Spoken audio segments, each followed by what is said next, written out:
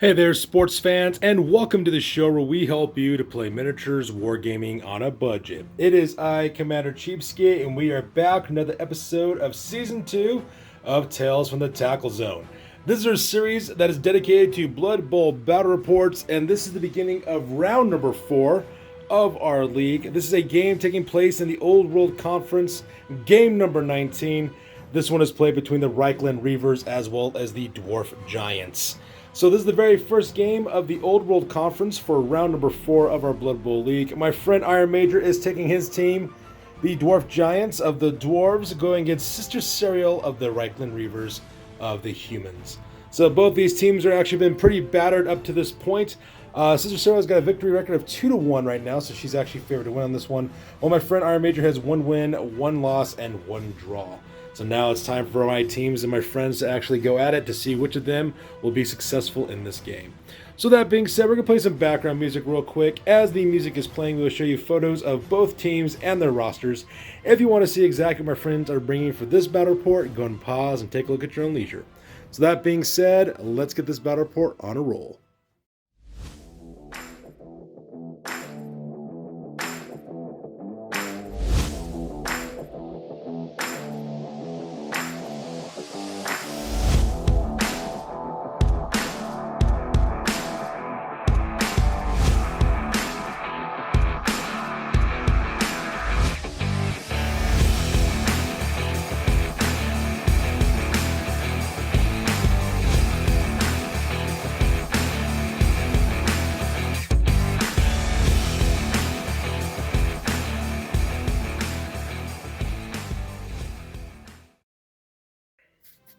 Alright, so we get to my friends' setup real quick. So, of course, we do the coin toss, and my friend Sister Sarah wins the coin toss. She elects to kick the ball this first half, so that way in the second half, she will receive.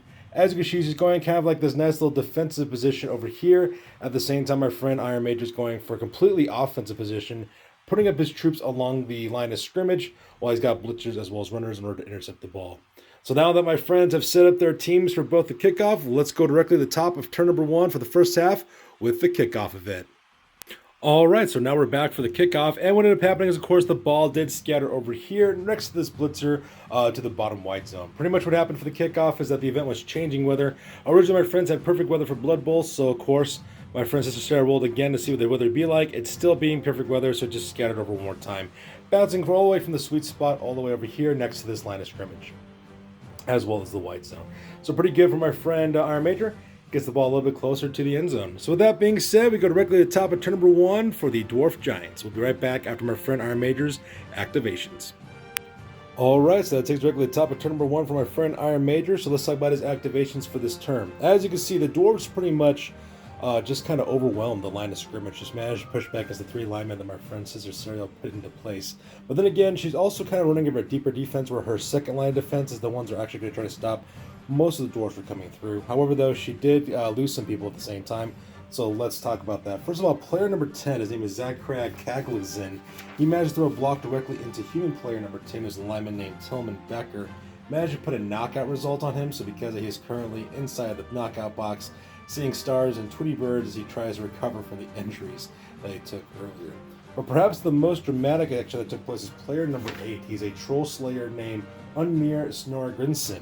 He managed to put a couple of blitzes directly onto player number 9. Player number 9, of course, is a human lineman named Max Herzog. Managed to put a casualty directly onto him and put a badly hurt result on him. So because of that, player number 9, Max Herzog, will not be participating in the game anymore because he got put out of action by this Troll Slayer. So at the same time, this Troll Slayer also managed to get himself another experience point on top of that as well. So kudos to him at the same time. So as you can see right here, they do knock down a couple more players as well and move through, especially to the top as well as the bottom half of the play.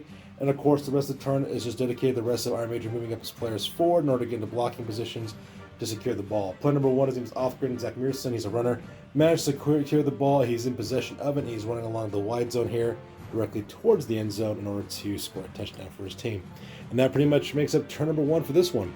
So with turn number 1 over with, we go directly to the bottom, turn number 1 for the Reikland Reavers. And that takes us directly to the top of bottom of turn number 1, I'm sorry, for the Reikland Reavers from our friend Sister Serial. And this is the activation she took for her turn. As you can see, she pretty much has her entire second line of defense for the most part screened down directly towards the bottom half of the wide zone in order to try to intercept my friend Iron Major from actually having his team running through. So as you can see, he's got a myriad of catchers as well as throwers, as well as blitzers he's got to make his way through in order to run the ball directly down the wide zone. At the same time, directly on the top over here, Sister Sarah is also taking the offense to the top, sending one of her blitzers to skirt around the line of scrimmage directly towards the backfield here, heading directly down the exposed side for Iron Major. Now, unfortunately for my friend Sister Sarah, though, she realized this later on. By doing this movement like she has, she actually made the center wide open, if you notice. There's not really anybody here really in the center to stop Iron Major from exploiting it. So my friend Iron Major actually might be trying to, has a couple of advantages. He could actually pass the ball and then run it through the center, or he could try to run the gauntlet and try to go down the center as well. The only problem is that if he does decide to go down the center like this, these guys are very quick. They can just swoop up and try to blitz him at exactly the same time. So he does have that to worry about. So with that being said, we go directly to the top of turn number 2 from our friend Iron Major and the Dwarf Giants. All right, so that takes directly to the top of turn number 2 from our friend Iron Major, and as you can see on this tabletop, a lot of craziness has happened. So as you can see right there, my friend Iron Major decided to exploit the gap in the center line by pretty much going for it. So let's talk about exactly what ended up happening in this game. So first of all, as you can see down over here, they kind of send their players up forward to kind of mark players down over here and also knock some players around. Probably the most dramatic thing was player number 8. His name is Unmir Snorregrinson. He is a troll slayer. He throws a block directly into human player number 8, who's a catcher named Uldrich Herzl. Not only did he manage to POW that guy, but also put a casualty on him as well, punctured right through his armor, putting a badly hurt injury on him. So because of that human player will also miss out the rest of the game because of that injury he sustained. Also earning another 2 star player points in the process of doing so. So right off the bat, we also have a couple of players who are also out of this team as well. The same thing happens up here in the top with it comes to one of the troll slayers up here. His name is player number 2. Norin Zacharansson actually throws a block directly into human player number 11 using that frenzy ability for Berthol Reese. Manages to put a power result on him as well and also crack through his armor and putting another badly hurt injury onto him as well. So because of that, he will miss out the rest of this game too. So just like that, my friend Sister is down 4 players in this first half of the game. And to make add insult to injury, my friend Iron Major decided to run his players. He runs into one of his throwers, thrower number 7, Thorbor Olekson. He actually runs all the way through. Followed up quickly by his other player, Othgren Zachmirson, who actually moves up and then just kind of hands off the ball to this runner, so that way he's in possession of the ball. So now player number 7, Thorbor Olekson, has possession of the ball. And at the same time, Othgren Zachmirson also earns himself an additional star player point. And the rest of the turn, my friend Iron Major just kind of sends up players in order to mark up other players. The only one who is not marked currently right now is this thrower over here, which is Abelhard Frua, who is, I believe, the team captain of this team. I believe at least player number... No, I'm sorry. That's not Abelhard Frua. I'm sorry. That's Merkel Krankenkinder. That's one of the catchers. He's the only one who's not marked down here as well. So that pretty much makes up my friend Iron Major's activation. So with turn number 2 over with, we go directly to the bottom of the turn, my friend Sister Serial. All right, so that takes directly to the bottom of turn number 2 from our friend Sister Serial, and unfortunately for her, turn was pretty much short-lived. First of all, she activated Blitzer number 5. His name is Aegis Koenig. Aegis Koenig originally was back over here in this little back pocket, so he skirts around the outside the tackle zones, comes around the top, and tries to go directly into Thorbor Olekson, but unfortunately gets a push result, so because they only pushes him down directly into this pocket here, where all these dwarf players are located at. Meanwhile, Sister Sarah then moves Abelhard Frua, her thrower, directly from the wide zone up over here in order to cover this area to act as a defense. And then she tries to move one of her catchers as well. I believe that catcher's name is Conrad Froelich. He tries to escape the tackle zone out of this blitzer, but unfortunately fails his agility test. So he stumbles and causes immediate turnover for turn number 2. So that being said, we go directly to the top of turn number 3 from our friend Iron Major. All right, so that takes directly to the top of turn number 3 from our friend Iron Major, and once again, there's a lot of brutality taking place on this top of the line of scrimmage. As you can see, the Dwarves have basically powered their way through the center line, making their way directly to the end zone. As you can see, they managed to bash a couple of guys on either side of this avenue of approach, with Thorbor Olekson taking the lead and making his way that way. As you can see, they managed to knock down a couple of players as well, which is pretty impressive from our friend Iron Major. However, the most dramatic thing, though, took place with player number 12, Moradin Bordokson. He's a blocker, threw a block directly into player number 6, who is a blitzer named Lanric Mackhold.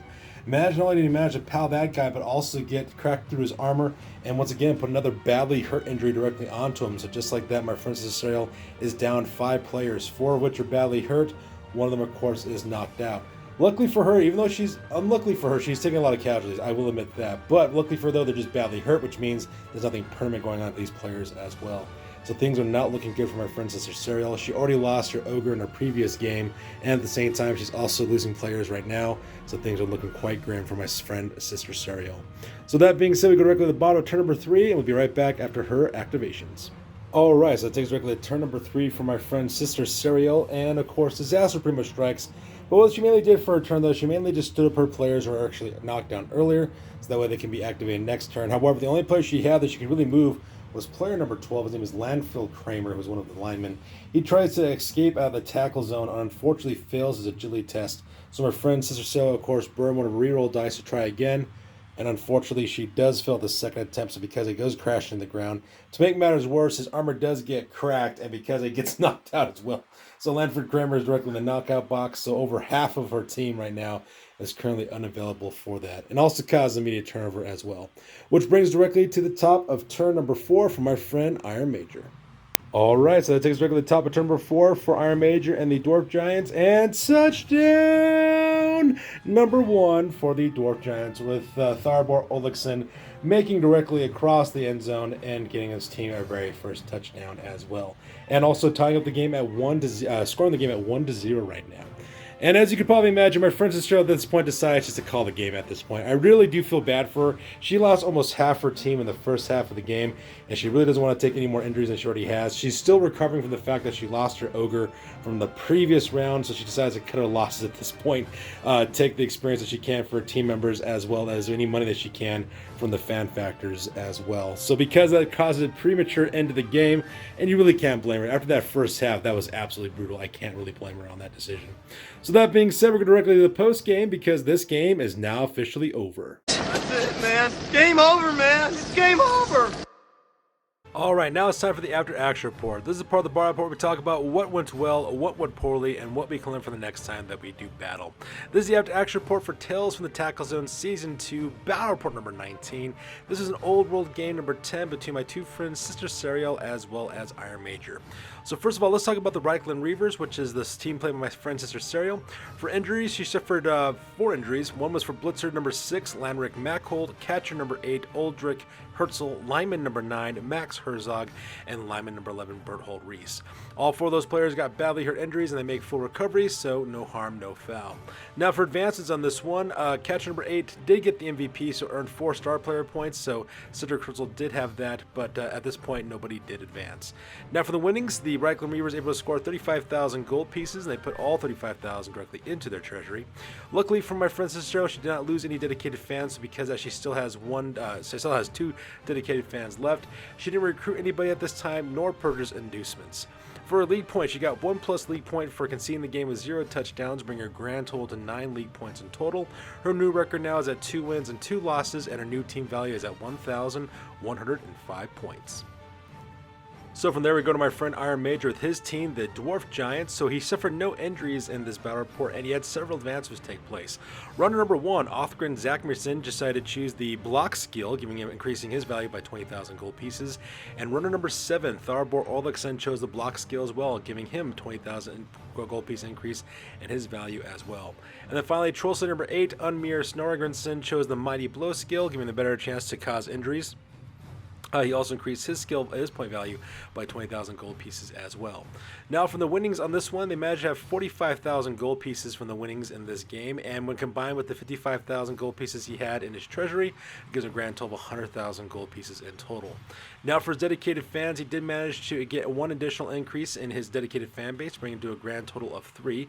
And for his recruitment, he spent 80,000 of his 100,000 gold pieces to recruit a star player named Barrick Farblast. Barrick Farblast, of course, is the dwarf player who could also fire off a Blood Bowl ball using his rocket launcher. So he's a very cool player. He's got Hail Mary Pass, Lone Runner 4+. He's also got the Pass skill, Secret Weapon special rule. He's also got Strong Arm, Sure Hands, Thick Skull, and Blasted special rule. Now the Blasted special rule states that once per game when Varric makes a Hail Mary Pass, he may reroll any scatter results for the ball landing, and also any friendly player trying to catch the ball gets +1 to catch it as well. So this is like the second star player being recruited by our friends, by our teams on this one. Now for his inducements, he didn't actually purchase any inducements, so he took the remaining 20,000 gold pieces left over and put it in his treasury. Now for his league points, he gets 3 points of league points for winning and +1 for causing 3 or more casualties, giving a grand total of 10 league points in total. His new record now is at 2 wins, 1 loss, and 1 draw, and his new team value now is at 1,270 points. So that's good for this, you guys. As always, please feel free to like, comment, and or subscribe. Your guys' input is invaluable to us as always. Also check us out on Facebook, Instagram, as well as blogger.com for all the latest greatest hobby news related to this channel. That's good for this one, you guys. We will catch you guys next one. Peace out and stay classy.